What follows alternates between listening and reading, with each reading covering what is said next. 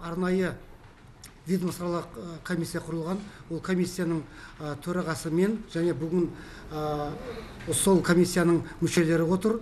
Біз осы комиссияның бірнеше отырысын өткіздік видеоконференция арқылы. Бүгін арнайы келіп отырмыз. Себебі өздеріңізге белгілі, қазір күн жылып, Жайық өзенінің мұзы еріп жатыр. Сондықтан өлген балықтар жағалауға және су бетіне шығып жатыр. Осы мән-жайды өз көзімізден көрейік деп арнайы келдік. Бүгін біз бірінші Дамба ауылына барып, катерлерге отырып, бірге барып, видео өзімізбен водолаздарды алдық. Олар өзеннің түбінен видеосъемка жасады. Сол видеосъемканы қазір сіздер назарларға ұсынсақ. Себебі өздеріңіз білесіздер, кейбір бұқаралық ақпаратта сол өзеннің түбінде өте көп өліп жатқан балық бар деген ақпараттар айтылды. Соны біз анықтау үшін арнайы водолаздармен видеосъемка жасадық. Соны қазір көрсетіп алсақ.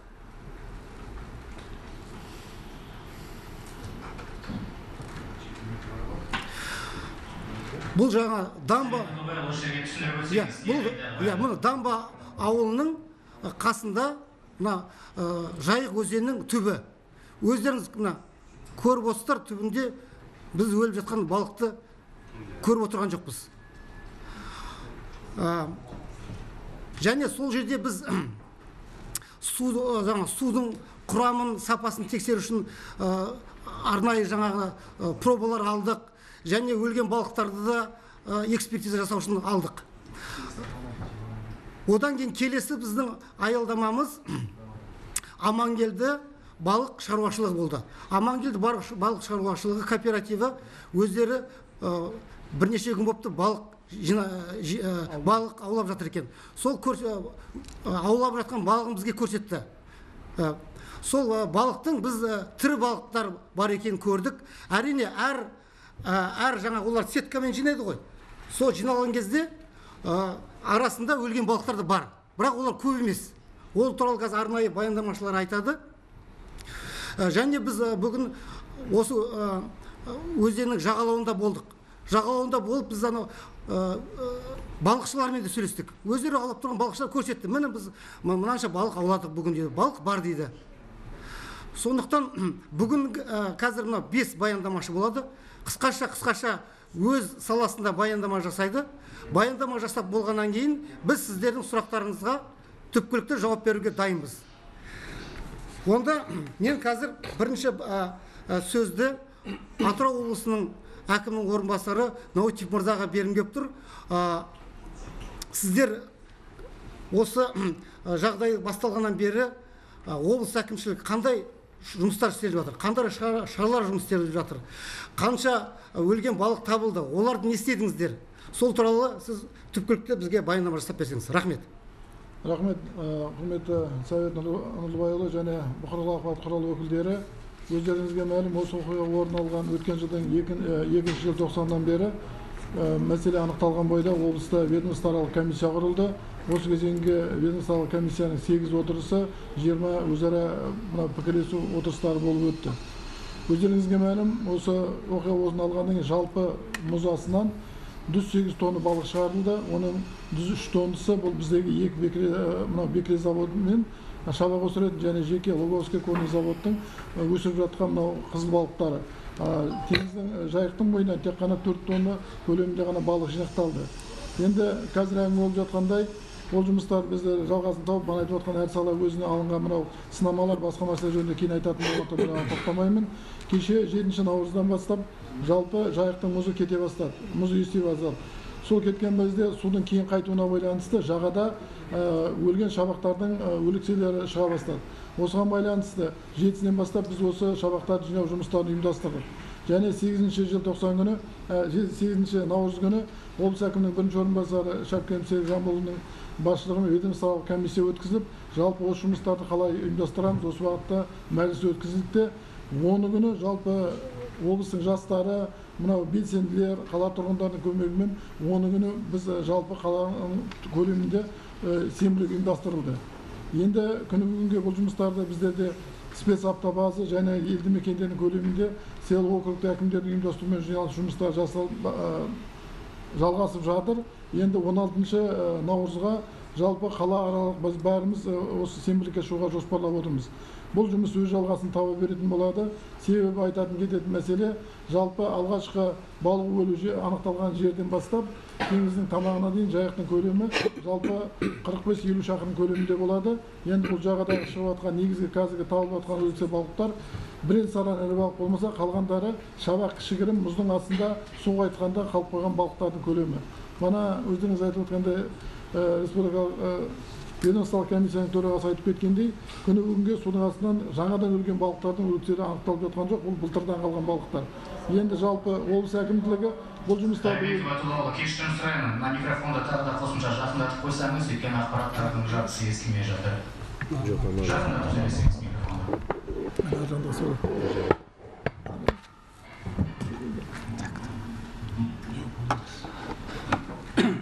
Енді бұл атқарылып жатқан жұмыстар күні бүгінге облыс әкімдігінің тікелей бақылауында бұл жұмыстар жалғасын таба береді. Жалпы бұл жұмыстарды енді біздерде мына судың көтерілуіне байланысты, келіп кетуіне байланысты бұл шайып жағаға бүгін тазалаған жерге ертең шықпауы мүмкін. Сондықтан осы айдың аяғына дейін бұл жұмыстарды біз толық аяқтаймыз деген ойдамыз. Рахмет. Әлібек Ибатұлы, халықтың назарына көңіл бөлу керек. Себебі жаңа жағалауда өліп жатқан балықты жаңа айдың аяғына дейін қалдыруға болмайды. Меніңше түпкілікті бұл мәселені осы ары кетсе бір апта 10 күн ішінде шешуге қолдан келген бүкіл мүмкіншілікті қолдану керек. Бүгін айтып жатыр, жаңа 16 кооператив бар екен сол жағалауда. Сол кооперативтер өздерінің жаңа жағалауын тазалау керек. Ал қалғандары ел болып, халық болып, жаңа волонтерлар болып бірге шығып, соны жылдам тазалатуды ұйымдастырсақ. Түсінікті, ұйымдастырамыз оны. Бана айтып жатқандай, біздерде табиғат пайдаланушылар өздерінің қазір бана айтып жатқандай, жоғарыда бүгінгі ведомстволық комиссия өкілдері көрді. Олар ау салып жатыр, ау салғанда бана өзінің территориясындағы көлеміндегі тәнеу учаскесіндегі барлық жерде балықтардың бәрін тазартып жатқан жағдайы бар. Енді қаланың ішкі жағындағына бана айтып отқандай, енді басқа да тұрғындардың, жастардың көмегімен біз ол балықтарды ұйымдастырамыз. Енді бана мен 10 күн деп жатқан себебім, біздер бүгін тазалап кеткен жерімізде банағы жайықтың толқынымен шығып, қайтып балықтар пайда болып жатқан кезеңдер болады. Сондықтан бұл жұмыстарды біздер шама келсе оны 10 күнде емес, ол анағұрлым тезірек жинауға жұмыстанамыз. Рахмет. Сондықтан біз ойлаймыз, осы бір аптаның ішінде бұл жұмыстар өз нәтижесін табады деп. Енді келесі сөзді мен ауыл шаруашылығы министрлігінің өкіліне бергім келіп отыр. Себебі халықты қазір тағы бір сұрақ туындатады халықта. Осы Жайық өзенінде балық түпкілікті азайып кетті ма? Оның жағдайы қалай болады екен? Сол туралы қазір бізге баяндама жасайтын Орман шаруашылық және жануарлар дүниесі комитетінің төрағасының міндетін атқарушы Жүнісов Нариман Талатұлы. Сөз сізге беріледі. Рахмет. Саламатсыз, құрметті әріптестер, уважаемые журналисты, разрешите доложить влияние в целом на рыбные ресурсы того факта, который произошел в декабре месяце прошлого года. Если говорить в целом, то на 11 марта 2019 года в целом было собрано и утилизировано 111 тонн, 111,4 тонны, 111 целых тонн, 400 килограмм. Из них, хочу акцентировать внимание, из них 103 тонны, как уже сказали, это искусственно выращенные осетровые виды рыб на двух хозяйствах, это Луговской конезавод и Урало-Атырауский рыбоводно-осетровый завод. Поэтому, конечно, очень жаль потерять столько осетровых. Приложили большие усилия Луговской конезавод по выращиванию. Искусственное выращивание в садках — это первое хозяйство было у нас садковое в Республике Казахстан, которое занималось выращиванием осетровых именно в садковых хозяйствах. Но, однако, как я уже сказал, вот эти 103 тонны искусственно выращенные, и они никакого прямого влияния на популяцию естественную в реке Урал не наносят, и никаким образом связывать это нельзя.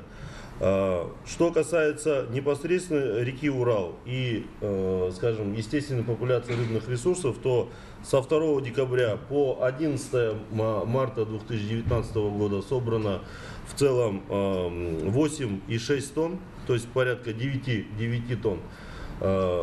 И если говорить на языке цифр, то, скажем, мы ежегодно проводим научные исследования по состоянию рыбных ресурсов на всех международных республиканских водоемах нашей республики, в том числе и на реке Урал.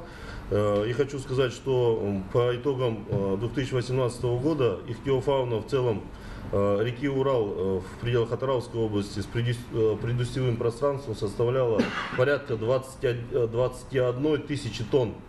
Соответственно, если считать по отношению к 8 тонн по отношению к 21 тысячи, то это составляет 0,04%.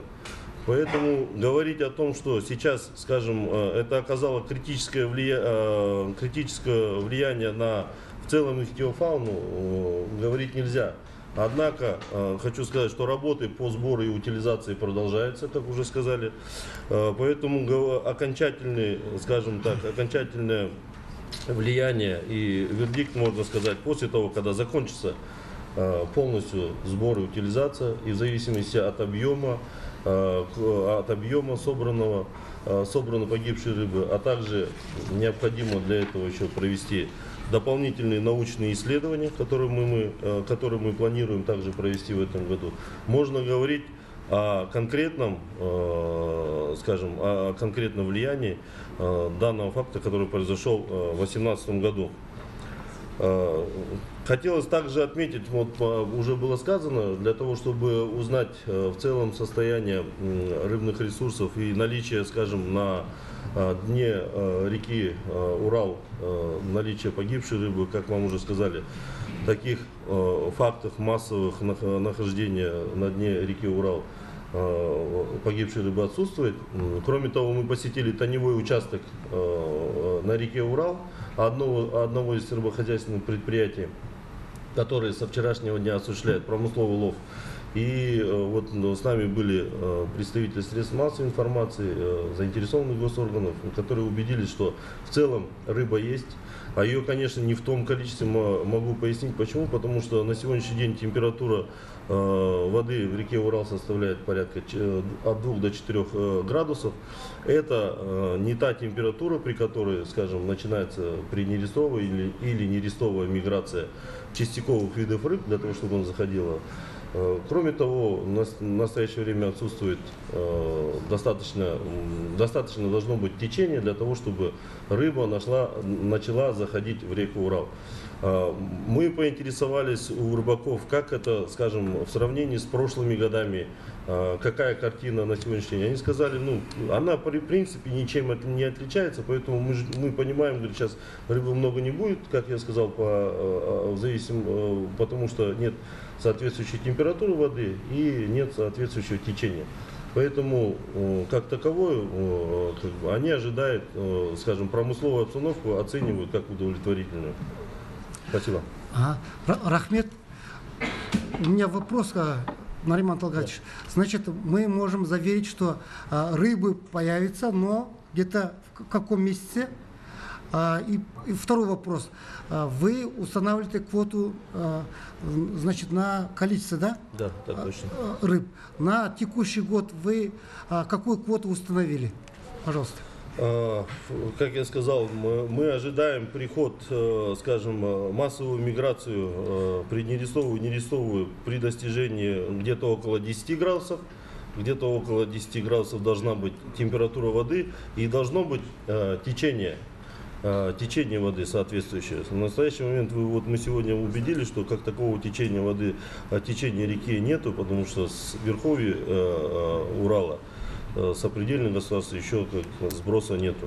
Что касается лимита вылова, то на текущий год, начиная с 15 февраля 2019 года по 15 февраля 2020 года, установлен лимит на реку Урал в объеме 4,5 тысяч тонн. Рахмет. Сегодня мы разговариваем с Алибеком Батулаевичем по научным исследованиям. Значит, планируется, что в текущем месяце маслихатом будет утверждаться соответствующая бюджетная программа по научному исследованию реки Жайык. Да. И мы полагаем, что к лету или к осени мы получим соответствующее научное обоснование. Да, в этом году, в прошлом году мы финансировали компанию Астана. Они начинают работу с 1 апреля, а на областном бюджете мы сейчас предусматриваем около 100 миллионов тенге на 4 разновидности острова. Поэтому эту работу мы начнем где-то в апреле месяце. Ну, как вы сказали, уже где-то в сентябре мы закончим, и уже конкретная картина у нас будет. Рахмет. Келесі сұрақ, уважаемые граждане, нас всех волнует экологическая обстановка региона. Очень важно. Мы по этому случаю проверили несколько ключевых предприятий. Есть определенные нарушения законодательства, в том числе экологического кодекса. Об этом подробно расскажет заместитель председателя комитета экологического регулирования и контроля Министерства энергетики Жолдасов Зулхар Сансыбаевич. Пожалуйста. Надо сказать, что с первых дней сообщения, а конкретнее это 2 декабря 2018 года, когда появилась информация о гибели рыбы, наша служба, территориальная служба, департамент экологии активно включился в работу комиссии. Значит, в первую очередь, значит, были определены потенциальные предприятия, которые осуществляют сброс в ходе своей хозяйственной деятельности в реку, мог таким образом повлиять. Значит, определено, что это являются 4 компании. Это Атраус-Уарнаса, это РГП «Урал» Атраусский рыбный завод, это РГП Атраусский осетровый рыбный завод и Атраусская ТЭЦ. Значит, мы осуществили по всем этим компаниям проверки на предмет возможного влияния, превышения, выявили, значит, определенное превышение по хлоридам в ходе проверки компании Атраус-Уарнаса. Компания осуществляет подготовку питьевой воды для города и в ходе подготовки осуществляет очистку и сбрасывает условно чистые воды. И в сбросах мы обнаружили определенное превышение хлоридов. Компания была привлечена к ответственности, рассчитывается ущерб. Мы эти материалы передали в рамках возбужденных уголовных дел. Сейчас рассматриваются их в рамках этих дел. По всем остальным компаниям проверки были открыты, проведены, но нарушений там по сбросам мы не выявили. Значит, кроме того, надо отметить, что сразу же после этого факта с 3 декабря по 18 декабря мы ежедневно мониторили качество воды. По ряду ингредиентов параллельно с нами осуществлял мониторинг Гидромет, как свои штатные, так и нештатные ежедневно осуществляют. И на сегодняшний день осуществляет мониторинг Гидромет. Кроме того, значит, в январе-феврале месяце нами были проведены обследования русла реки. Мы курсировали по всей дельте, по городской зоне, в целью поисков несанкционированных источников сброса. Были в районе моста Минигарина было обнаружено 5 источников небольшого сечения трубы с небольшими сбросами. Мы отобрали пробы, значит, в этих сбросах, выявили определенные превышения, в принципе, небольшие превышения ПДК по хлоридам, также 1 а не 1.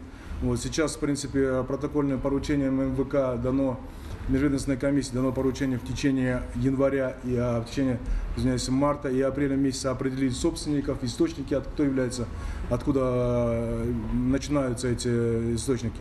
Вот, в принципе, мы сейчас, кроме этого, на постоянном контроле выявляем также возможность других источников. Работаем, вовлечена активно в комиссию. Рахмет. Уважаемые граждане, мы все прекрасно знаем, что граждан региона волнует здоровье граждан. Повлиял ли данный случай каким-то образом на здоровье граждан? Как обстоят дела у нас с качеством воды, качеством питьевой воды, качеством воды реки Жайык? Очень важный вопрос. Всех нас это волнует. По этому вопросу более подробно расскажет председатель комитета Министерства здравоохранения Бекшин Жандарбек Мухтарович. Пожалуйста. Қайырлы күн, құрметті көрермендер. Осы оқиға басталғаннан кейін біздің Атырау бойынша қоғамдық денсаулық сақтау департаменті былтырғы жылдың желтоқсан айының 6-сынан бастап күнделікті бақылау жүргізіп жатыр. Лаборатория бақылау. Оның ішінде айтқым келеді, осы ашық су қоймаларынан ең біріншіден Жайық өзенінен қазіргі таңға дейін 294 сынамасы зерттелді. Қалаға беріліп атқан ауыз судың 170 сынамасы зерттелді. Осы Жайық өзенінде ешқандай адамдардың ағзасына әсер тигізетін заттар анықталған жоқ. Және де осы қалаға беріліп атқан ауыз судың сапасы және оның қауіпсіздігі биік. Қазіргі таңда бір осындай сынамасы көрсеткіштері асып бара жатқаны анықталған жоқ. Біздің мамандарымыз бұл бақылауды, бұл жағдайды қазіргі таңда айтқандай күнделікті түрде ұстап отырмыз. Тағы да айтатыным, біз қосымша біз күнделікті осы Атырау қаласының тұрғындарының ауруларын күнделікті бақылап тұрмыз, мониторинг жасап отырмыз. Мысалы, осы ішек ауруларының саны былтыр осы кезеңге сай келтірсек 120 жағдай тіркелген, биылғы жылы 44 жағдай тіркелген. Сондықтан көріп отырсыздар, аурулардың саны 2,5 есе төмен былтырғы жылмен салыстырғанда. Тағы да айтқым келеді, осы облыстық денсаулық сақтау басқармасының және де қалалық жедел медициналық көмек көрсететін станциясының директері бойынша, қала бойынша, Атырау қала бойынша бір жағдай осы балық пайдаланумен байланыстыруға болмайды, сондықтан бір жағдай тіркелген жоқ қазіргі таңда. Рахмет. Жандарбек Мұхтарұлы, енді судың сапасы туралы айтып кетсеңіз. Судың сапасы мен айттым, біз ашық қоймасын ең біріншіден Жайық өзенінен бүгінгі таңға дейін осы былтырғы желтоқсан айының 6-сынан бастап 294 сынамасын алдық. Сол сынамаларында осы біз оларды органолептика дейміз, химиялық және де микробиология көрсеткіштері осы нормадан санитарлық қағидалардың талабынан асқан жоқ қазіргі таңда. Және де қалаға берілетін ауыз судың сапасының да осы көрсеткіштері және осы санитариялық талаптарына арналған көрсеткіштері ол да нормадан асқан жоқ. Сондықтан қазіргі таңда осы қала тұрғындарына сапалы және қауіпсіз су беріліп жатыр. Рахмет. Осы балықтардың жаппай қырылуына байланысты Атырау облысының ішкі істер департаментімен, департамент полициясымен 2 қылмыстық іс қозғалған болатын. Осы қозғалған істер туралы сіздерге қазір ішкі істер министрлігінің тергеу департамент бастығының орынбасары Нұрмағамбетов Қайрат Қобланұлы баяндайды. Рахмет. Уважаемые журналисты, уважаемые коллеги, как вы все знаете, расследуется уголовное дело по факту массовой гибели рыбы в реке Урал в окрестности города Атырау. В настоящее время Следственным департаментом Министерства внутренних дел расследуется уголовное дело, соединенное уголовное дело по преступлениям, предусмотренной части 2 статьи 328 и части 2 статьи 204. Создана следственно-оперативная группа из числа центрального аппарата Министерства внутренних дел, из числа сотрудников департамента полиции Атырауской области. Как уже было сказано коллегами ранее, проводилась проверка 4 предприятий, и до сих пор она проводится. 4 предприятий, откуда, значит, был сброс воды в реку Урал. Изъята вся документация производственных процессов. Кроме того, все исследования, которые нам предоставили. На минуточку. Совет Нурлаевич, там отключили микрофон. Поставьте микрофон, пожалуйста, ближе к спикеру и подключите, пожалуйста, все провода. Коллеги, мы приносим свои извинения за такие технические неполадки. Ничего Через страшного. несколько секунд мы продолжим. Ничего страшного. Надо нажать зеленый, чтобы... Слышно, Да, да? пожалуйста, мы вас слышим снова. Слышно? Да, пожалуйста, продолжайте. Значит, изъята вся документация производственных процессов. Кроме того, все заключения всех исследований, которые нам предоставили коллеги, в связи с чем, кроме того, изъяты, значит, у нас погибшая рыба, изъяты, кроме того, изъяты у нас образцы воды, образцы грунта дна реки Урал, и назначена, значит, комплексная экологическая экспертиза, судебная экологическая экспертиза. В настоящее время производство ее не окончено, мы ждем результатов ее, но следствие на этом не стоит. Мы производим все следственные действия, проводим и изучаем и проводим анализ всех документов по производственным процессам. Задействованы, значит, сотрудники 7 государственных органов, которые нам помогают, это специалисты в качестве специалистов. Вот что хотелось бы сказать. И, в принципе, нам эксперты обещают до конца месяца, где-то до начала апреля, возможно, закончить исследование, и мы уже будем принимать решение. У меня все. Спасибо. Рахмет. Совет Нурлаева, следует рахмет. Мен қорытынды бір ауыз айтайын. Бұл балықтар жаппай неден қырылды? Қандай себептері бар?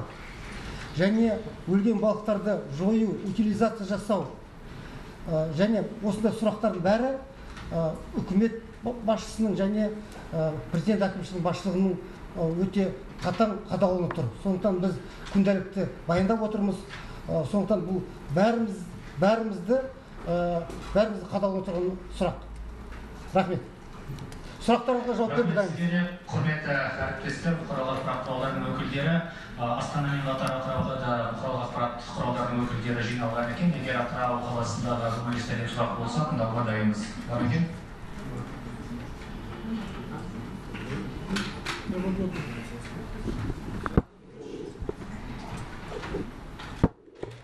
Добрый день. Илья Ильич, 31 канал.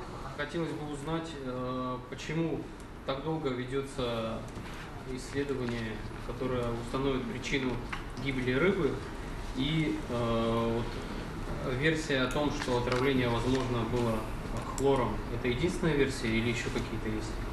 Спасибо. Только что представитель Министерства внутренних дел рассказал. Значит, сейчас проводится судебно-медицинская экспертиза, значит, и экспертиза, ихтиологическая экспертиза, которую проводит КАЗГУ. Есть при КАЗГУ, в соответствии биологический научно-исследовательский институт, они проводят ихтиологическую экспертизу. А остальные судебные экспертизы проводят соответствующий, значит, институт при Министерстве юстиции. И буквально вчера я разговаривал и с представителями Министерства науки, Комитета науки Министерства образования и представителями Министерства юстиции. Они все, значит, обещают, что ускорят данную экспертизу. И после этой экспертизы, естественно, дальше уже будет проводиться это уже следствие. Поэтому я полагаю, что мы этот вопрос не затянем, и в ближайшее время соответствующие экспертизы будут получены. Спасибо. Спасибо за ответ. Вопрос из Астаны, пожалуйста, на основном очереди спутник. Женя, пожалуйста.